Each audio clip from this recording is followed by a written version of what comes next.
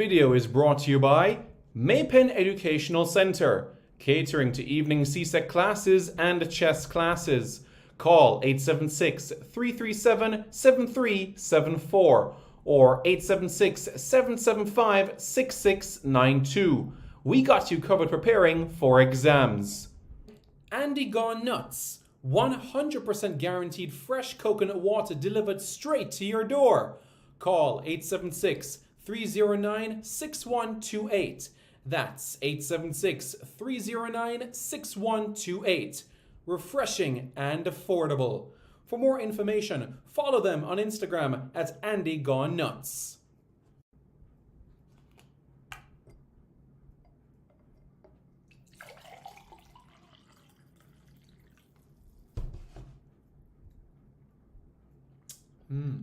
Truly refreshing. And Crumble by Mrs. C. Old English fudge and other delectable sweet treats. Call or WhatsApp 876-586-0471. That's 876-586-0471.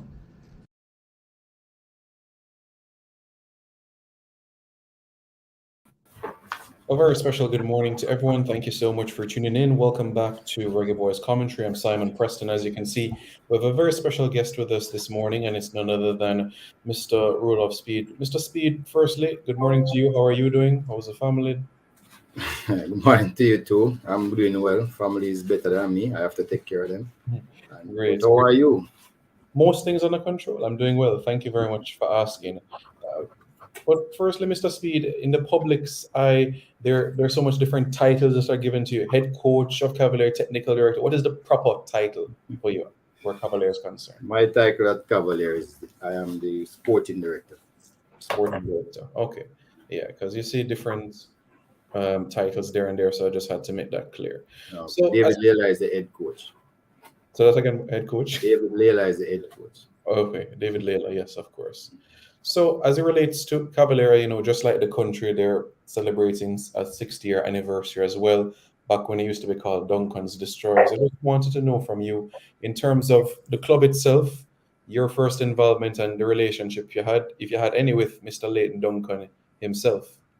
No, actually, I came after Cavalier was relegated from the Premier League. Mr. Duncan was ill. So when I came, it was going through a transition period. There was really a lot of persons who was trying to bring the club back, to its glory days. Reverend Almeida was the chairman one at the time. So there was just a variety of persons, old players. Mutty Scott was the coach when I actually came to try out for the club. So I never met Leighton Duncan. I met his family though, and then his family is very close. So I met his family afterwards. During that time when you were playing, was your background, your bread and butter accounting still part of you, or that came at a later stage? No. That was always the first part. I do football and finance, so I'm much better at finance than football. So that was always my day job, finance. But I played like the Costa Cup for Titchfield, went to the final 1982 against Cornwall College. We lost 1-0. I actually played for Port Anthony United too as a 17-year-old. That time it was called National League. So I have some history playing the game. But then economics won. So I came to Kingston and got a job. I was working, most of the time. And rolling in the millions today. Well, for other persons, I was making millions for them, yes. Good answer. And in reflecting on Cavaliers, that title within 81, do you have any memories of that? Do you remember the occasion, what it was like, and that season as a whole? No, I wasn't around Cavalier in 1981. 1981, I was playing the Costa Cup, so I was in Portland. I don't even remember if I was playing. Yeah, I was playing the Costa Cup. I was in Portland, so I had no involvement in that team. But I knew of Cavalier though, because in those days, Santos was the team, and everybody wanted to beat Santos. So you either follow Santos in those days, or you pick one of the lesser known teams and hope that the team can defeat Santos at some point.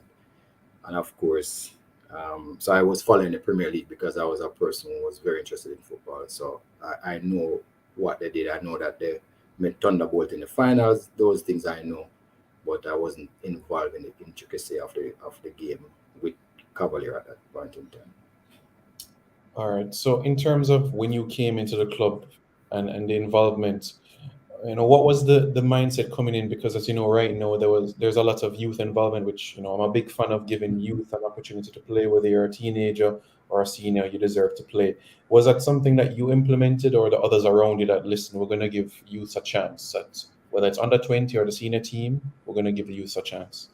Well, I think, based on when I'm going back to the history and I look through at the books, Leighton Duncan was somebody that likes to give the youth a chance, when I'm looking back through the history. The problem was there was no outlet for the youth. So even after they started playing a lot of youths and they started to grow up in age, they would have to continue playing for Cavalier because there was no outlet like now. So now it is much better. So when we play youths, we tell them, we don't want you to play for us more than 2 or 3 years because we want you to get a contract and go overseas. So there's an outlet. And also, some of the players, when they grow older, they want more pay than we are probably could afford to pay them. So they will go on to other clubs in Jamaica that will pay them more, which we don't have an issue with either. So now it's better for us because there's an outlet. In Leighton Duncan time, there wouldn't be an outlet, so we'd have to keep those young players playing them till they get pretty old too. That's the And difference. And if you look at the teams, Mr. Speid, we could list, it could take all day to list out all the accomplishments at the Casafa level, under 13, 15, 17, 20. The number of titles that Cavalier has won. What would you put that success down to? Because Cavaliers had success overseas as well in those youth competitions as well. Well, it's because, a lot of people don't understand how organized we are. I think it's down to organization. There's usually the four pillar. You have the resources, you have finance, you have, management and coaching, and then you have players. We're always so organized that we get good, decent players. That's one. And then our organization, management, and coaching is one of the best too. So even although we don't have the next two pillars, we use these two to maximum telling effect. And that is one of the reasons why we're so successful. So, for instance, we don't have a big transfer budget. Some year we don't even buy one person. We just take players from our youth academy, bring them up. We do spend most of our money on players under 20. Maybe 80% of our budget is spent on players under 20. Maybe, all right, So what we do, we develop our own, and then, we do, when some players is ready to leave, we do make some money by selling those players, whether it's locally or overseas, because we don't have any cheap players. So if you want one of our players to buy, you have to find money to buy them. Because, the truth is that our players, usually they are technically better than most other players based on our training regimen, etc. There's also a factor that a lot of people overlook. So, the JFF probably would scout at 14, 15 to find players for the national team. We scout at 11, 12. So our club scout much earlier. So we probably know most of those players already anyway. Either we accept them or refuse them at an earlier stage. So we have like Mr. Maxwell. That is one of the best. Well, he's probably the best scout you have in Jamaica for youth players. And then we also had another scout that we use in the rural area. So we try to make sure that we get the best players to represent the club. If you look at our club, the players that represent is almost like the United Nations of because we have players from every single parish, So that's better. And yeah, it's impressive when you look at that grand scheme of things, and the progression from the youth teams to the senior team and also to the national level as well. Remember the last time Jamaica went to the under 17 World Cup, you had 7 or 8 players making that transition as well. So it's No, it was 9. We had 9 players in that team, and we still get some stick for it. People say that Cavalier had too many players, but and I've seen a deliberate attempt to reduce the amount of players that we have in the youth teams, and we never go back to our next World Cup. because I mean, there have been instances when we're asked to come and play the national team at any age group, and we carry our age group team, and it's embarrassing. I wouldn't even tell you the score. It's just embarrassing. I mean, we win, but I won't tell you the score. Mm-hmm. Hey man, colossal. Hey man, people can do the research and say, I understand what you mean. Yeah. Reflecting upon that, Mr. Speid, people have been asking, let's say for an example, 5 Cavalier players get called up to the national team. Would that mean that Cavalier's game in the Premier League would be cancelled that week or postponed? Is Yeah, that if you have more than 4 called up to the national team, I can't remember if it's 4 or 3. You can ask for a postponement. But when that happened to us, I don't postpone. I am happy to give some youths a game, unless it's like a semi-final or a final. But once it's a league game, it don't matter who we're playing. I am just happy to give some youths a game. I remember going to St. Anne's to play a game, a Premier League game, and I don't have to call the name of the team. And when I reached, the persons at St. Anne's would say, but I don't know anybody on this team. They didn't know anybody on the Cavalier team. I said, listen, I don't know anybody on this team. Well, when the game finished, we won 1-0. They don't have to know anybody, and because we just use a lot of youths that they have never seen before, which is also very good because they weren't able to plan for them either. They don't even have a clue what they were going to do. And we won the game 1-0. So our players, I believe that there's opportunities when we do have our best team for other players to shine. So like, last year in the semifinals, we used AJ. AJ was 15. We used Christopher Ainsworth, he was 16. So we were just, I mean, a lot of people would be wondering why a 16-year-old is in a quarterfinal game against one of the best teams in the country. But we believe that if they come to training and look like they want to play, we're going to play them. So we are happy when there's a slot because we're putting 1 or 2 youths, and they usually come through anyway. They are dying to play from a long time anyway, so it helps. Because the 16 or 17-year-old gets their debut at the senior level. From their 14, they're playing for perhaps under 17 team, 12 for an under 15 team. So that natural progression is there. Yeah. Mm-hmm. And speaking also, about, go ahead, yeah. Right. Now also, because players recognizes that we are willing to do that, we've also become one of the teams of choice, where even though we had a good scouting network, now they are ones calling us and say, but I want to play for your team because of the way your team operates.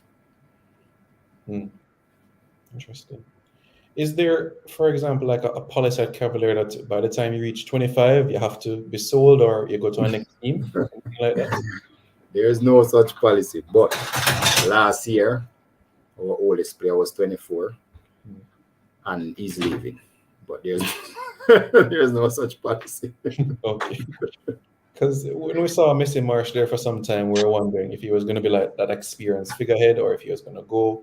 There was a conversation with Messi Marsh because he's been there for so long, and the impact that he made upon the team. And people looked up to him, especially those younger heads in the squad.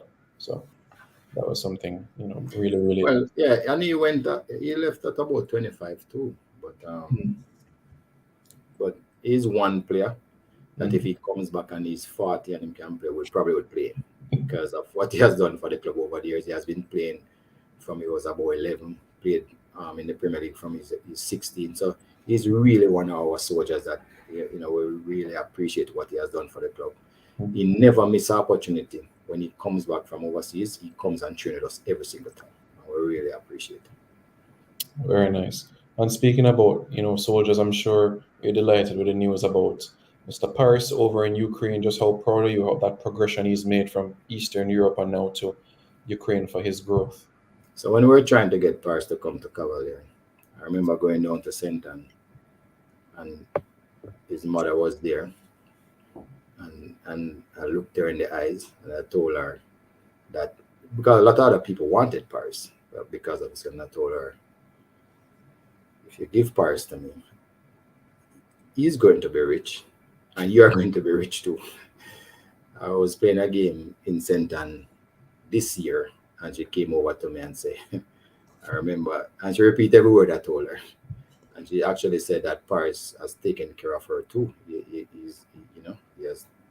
taken care of her since he has gone overseas and do much better. So it's just a success story all around. Guy gets successful, take care of his mom. So my promise that I made was taken care of too, and it's just a really, really good feeling when it comes to Paris. Now, you'd be the first player from Cavalier that will be sold for sold for over $1 million. Yeah, we do have an interest in him still, small interest. So we're not going to be rich off his sale, but what it shows, and then Kenny Campbell start over the weekend in his club in Moldova. So what it really shows is that Cavalier can produce players who can play in Europe. So we expect that pretty soon people should come calling. So we're happy and elated. As you know, Paris was coming from Copper. So even though it wasn't from Cavalier directly, does Cavalier benefit in any way from that transfer? Any incentive coming them to their way? Yeah, the way we had constructed, I mean, we're learning as we go along. The contract with Kirka, remember it's Kirka we sold him to. We had a sale on agreement with Kirka, but then we had an agreement with Kirka that if they had a sale on, we were entitled to some of that sale on too. So that is why we're still entitled to whatever his transfer fees now. So we had a double sale on. So yes, we are entitled to some. I mean, a small amount, but something. And the situation with Campbell in Moldova, that's just a straight loan or full transfer? It's a loan. Okay. All right. And I'm sure you know and keeping track of, those that came through the system, like Paul Maxwell's son, Kimani Maxwell.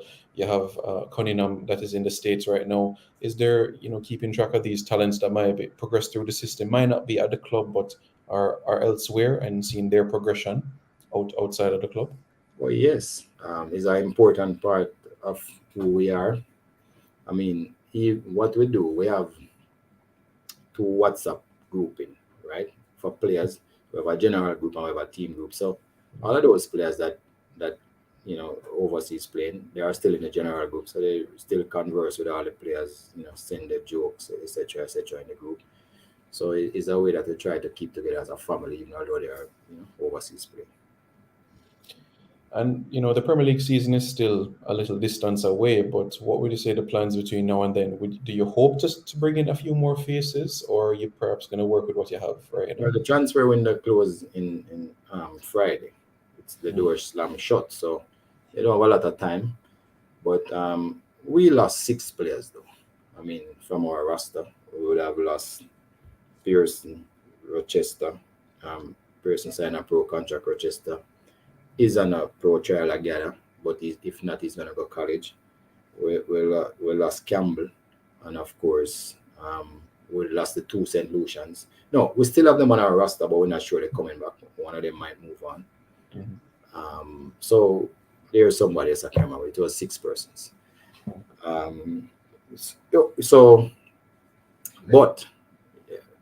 But we have other players who were showing promise, who were expected to step up and fill the breach, like a Christopher Yanes, or to expect him to do exceptional well.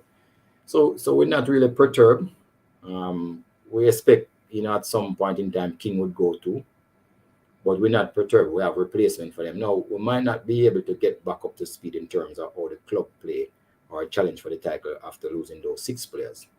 But we are satisfied that with our organization, our coaching, and our management, we will be around at the business end too. There we go. Mr. Speid gonna get more players. That's why I'm getting a phone call right now. More people want to sign players. No, it is true that also that it is true that people want to come to us. So we're going to just look at a few that wants to come to us in the next 2 days and see if we need any of those. But as you know, basically we prefer to sign like the youngsters, teenagers. That's how we prefer to sign teenagers. Yeah, there was a young man from Antigua named Calvin. Is he still there with you? Oh yes, he's still here, but he actually went on a trial, so he's not back as yet. Our MLS team. So let's keeping our fingers crossed that something might happen for him. But we'll be happy if he did get into one of those teams. Yeah, and of course, earlier this year, Cavalier had a taste of the Caribbean Club Championship, and everything like that. Although the results didn't go their way, what was the experience like playing in that regional competition? Well, the real problem that we had 20 players, and 6 of them went down with COVID. 6 are some of the stronger players didn't get to kick a ball. We thought we could have won that tournament. So the first game was a little bit out of sorts. We lost 3-2. The second game we were leading 2-0. The team scored 2-1. We went back up 3-1, and then we got a red card. So we were, even with that, I mean, a lot of people, at the tournament was, oh, your team can play. I mean, especially in the second game. And we just thought that if we were able to go on, we would have done much better. We think we probably could have won the tournament, we believe, because, we were very weak. Because what we did, we care about 5 schoolboys. And then when the strong players went down to the COVID, we had to be putting them in. Even in some of the games, the captain got injured, Webster had to come off. So we were just against it, up against it. But I think we did incredibly well. We drew with a team that was the best team in the competition. And when you talk about what our expenditure is as against those teams, it's like chalk to cheese. I mean, chalk, cheese, really. I mean, chalk if you want to write on the board, cheese if you want to make a sandwich. If you understand what I mean, there is no comparison. I mean, so it tells us that, with a little bit of organization, Jamaica, can do extremely well in those competitions. But it wasn't to be. But we all knew that we failed ourselves. All the teammates, the players, everybody, we know that we failed ourselves. And we're disappointed we're not able to go back this year, but that's how it is. We will be back. For you, what would you consider success for this season? Is it just getting to the playoffs or a bit more deeper than that? No. For the last 5 editions of the Premier League, well, one didn't finish. We finished third 3 times and win it 1 time. So our ambition is high. We want to take back the title. That's our ambition. Taking back the title. All right. Sounds good. And, many people might be wondering, with Richard King as well, because of the talent that we've seen, why he hasn't moved on as yet, or is it about the right opportunity before, he gets that big break overseas, in your eyes? Well, I mean, we could have sent King overseas a long time if we wanted. There was a lot of USL club coming around. They wanted him. I wouldn't do that to the player, basically. We have one offer from an MLS club, but we had visa issues.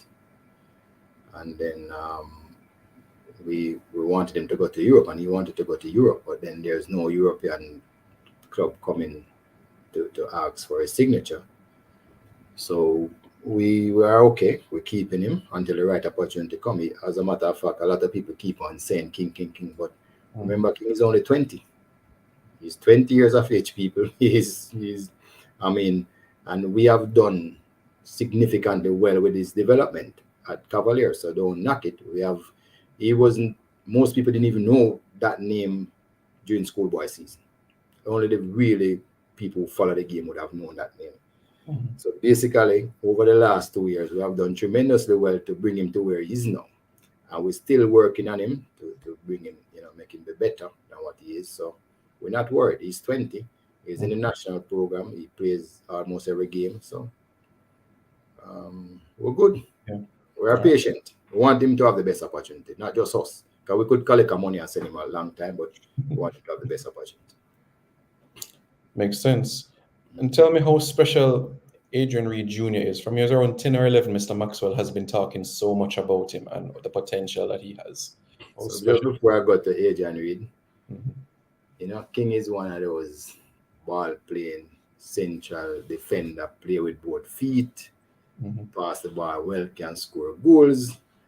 And if you don't have much center halves like him at 20, just and coming, his ball control is so good. He has the ball control of a gifted midfielder and the passing ability of a gifted midfielder. So Adrian Reed, almost 6 foot, probably 6 foot already, 15 years of age. So I can give you an antidote to kind of describe him. I remember the first game he was going to play for Cavalier was against think at Tivoli Garden. It's a game that we wanted to win, but we didn't have to win. Or put him in because of his age. We were saying, okay, we're going to give him 60 minutes. 60 minutes, that's it. Well, he played 83 minutes, and even up to that time, he was probably the best player on the pitch. And we were saying, oh no, why take him off? But Adrian Reid is a big game player. The better the game is, the better Adrian Reid gets. And we are just amazed of our player that, we thought we'd have to protect him on the field. He needs no protection. I mean, but one thing we know from him, even from when he was a kid, was that he would always make things happen. I remember, whether we go overseas or whether he plays locally, he's just somebody that just can make things happen. Actually, Adrian was supposed to play from the year before. Adrian was training us, doing very well, and then I think he probably was a little bit scared. That time he was 14. And that is the only reason why he hasn't played before. But there's no other number 6, number 8, number 10 playing in of his age group that I can think of. I've never seen a like. So he could make his debut this season, you think? One game at the end of the season. Mean for what, Cavalier? Yeah, the senior team. No, but he played last year. Adrian played in the semi-final last year, quarterfinal, semi-final, and in the final too. Adrian Reid is like a fixture whenever he comes. Yeah, the experience that you had at Gothia in Sweden also came on as well. Has anybody called us yet to say we want you back next summer or anything like that for the youth teams? We're trying to go back. Well, we were going overseas every year in some youth tournament until the pandemic. So since the pandemic, we have not. So we're looking at trying to go back. Not next year, we should start back carrying the youth teams overseas. All right, the youth teams versus next year. And in terms of, coming up against those established European clubs in England and MLS and getting victories against those teams, did that basically tell the club that, where youth development is concerned, we're up there with the best in the world? Yes. The problem, up to about 16, I would say, we could play against the best. So let me tell you. So we played Deportivo de Alves, that's a La Liga team, and we beat them 2-0. Some of the names I think. We play also Sunedad. That is a team that played in the Champions League already. We played their team. We gave them 6-0. We play against a team from, I remember the country. We gave them, I think, 7-1. When we looked at what the teams had to offer, they were trying to play out from the back. It's a new thing in their country. We just pressed them out the pitch because our players was faster, stronger, and that was we were able to overpower them. We still have problems with BK Hacking. We drew them 1-1, and we had problems with the academy from Africa. They defeated us. But if you know of their setup, you would understand. Osaka from Japan, those team setup is different. I mean, they have millions of dollars to spend on their kids. One of the other problems was that when we were packing up to come home, I met one of the coaches from the other team, and I was saying to him, well, we're going home now. And him say, oh, last week we were coming from, say, Germany. We played in Sweden this week, and him say next week we're going to, like, Spain in another tournament. So we were, by the time our tournament was finished, we broke. Now when the money left, we just have to come home now with all the kids. These teams were still touring. So that is really one of the difference in terms of our team and their team. They are able to spend more money on their development than what we are able to spend. As it relates to the team that beat us, I think it's not another team from Africa that beat us in the finals. They didn't even have to find money to come to the tournament. People pay their fare, right? I mean, Right to Dream, they have contracts with some of the bigger clubs in Europe that gives them over $1 million. They send the coaches down there to help them to prepare the teams. So that is a big difference between us and those teams. If Jamaica was able to have those resources available, I think we would be able to beat those teams like very often. Now, there was a coach that came here when I was doing the B-License course. I can't remember his name, from Switzerland. He actually coached the Switzerland team to one of the World Cups. And all the players that were playing on the Switzerland team in the World Cup, he actually coached most of them. And when we put out our players at the JFF Technical Centers, our 15 and 16-year-olds, and they started to play, and him say, oh, what is these players? Just, I would say 15 and 16. And him say, well, we have nothing like this in Switzerland. Nothing, not even close. That's what he said. And he's a somebody that carried a team to World Cup, the Switzerland team to under 17 World Cup. And that's what, I think he won it. And Yeah, 2009. Yeah. And that's what he said. He said, listen, we have nothing like these players that you have out here. So I keep on telling people all the while, once our coaching catch up, we will catch up. Have clubs or coaches come to you locally to say they want to try to copy the Cavalier model or try to get advice, but they want to replicate the fruits of your label? Yes.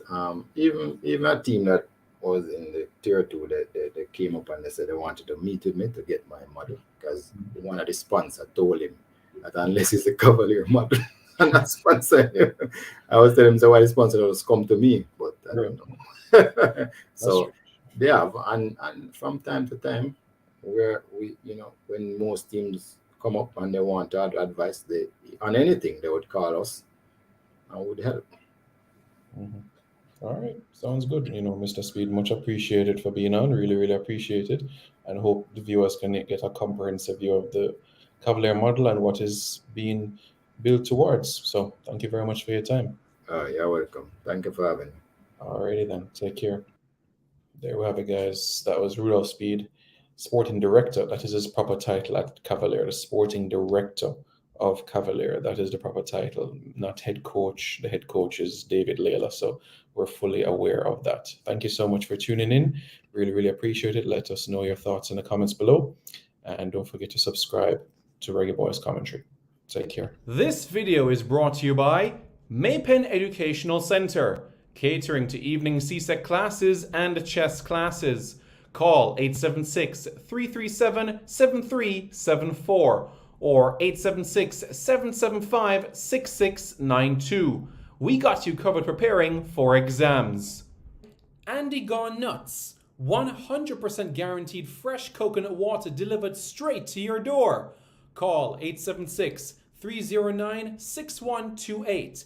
That's 876-309-6128. Refreshing and affordable. For more information, follow them on Instagram at Andy Gone Nuts.